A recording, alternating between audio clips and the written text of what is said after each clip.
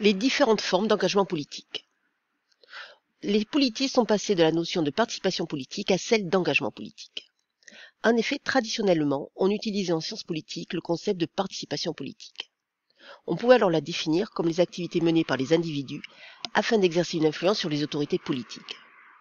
On pouvait alors classer ces formes de participation politique selon l'intensité de la participation, mais aussi selon leur coût.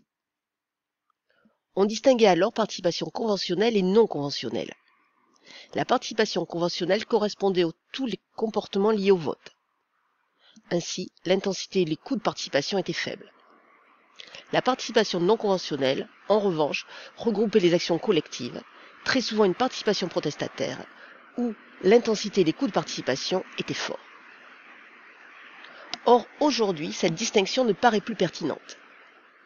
En effet, il est difficile de classer les formes d'engagement politique selon leur intensité.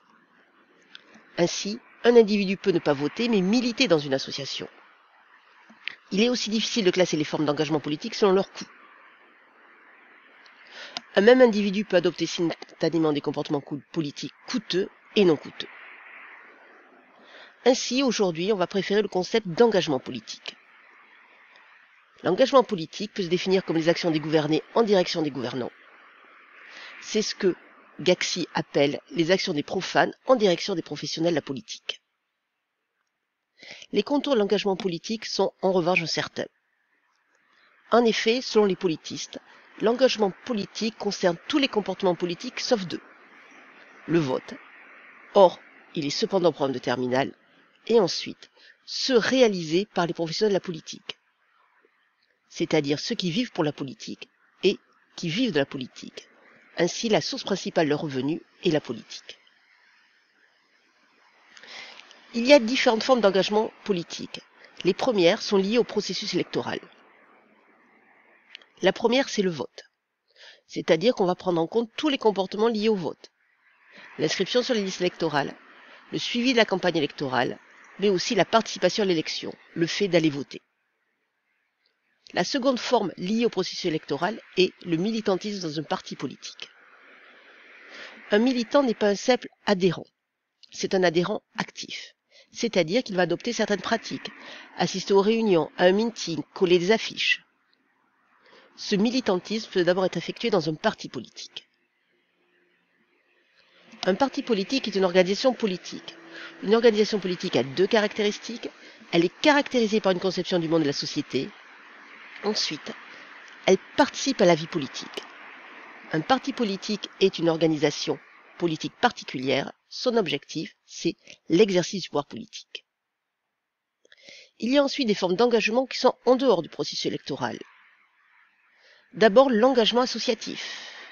C'est une forme de militantisme, mais dans une seconde forme d'organisation politique. Ce que l'on appelle la société civile organisée. Son objectif, c'est la prise en compte par le pouvoir politique de ses revendications et non la participation aux élections. Cet engagement associatif peut se faire dans deux types d'associations. D'abord, une association de manière générale, qui peut être définie par la loi de 1901. La convention par laquelle deux ou plusieurs personnes mettent en commun, d'une façon permanente, leurs connaissances ou leurs activités, dans un but autre que de partager des bénéfices. Mais aussi, dans une association particulière, le syndicat. Ici, c'est un objectif particulier, la défense d'intérêts professionnels communs. Ainsi, on parlera d'engagement associatif pour une association et d'engagement syndical quand on milite dans un syndicat. Enfin, il y a la consommation engagée. Ici, par ses achats, l'individu va essayer d'influencer la prise de décision, soit d'un pays, soit d'une entreprise. On distingue alors trois formes de consommation engagée. Le boycott, qui consiste à ne pas acheter un produit pour protester contre les pratiques du producteur. Le boycott, qui au contraire vise à acheter un produit pour défendre une cause. Et enfin, les manières de consommer. Ici, on va adopter des modes de vie plus frugaux, par exemple le recyclage.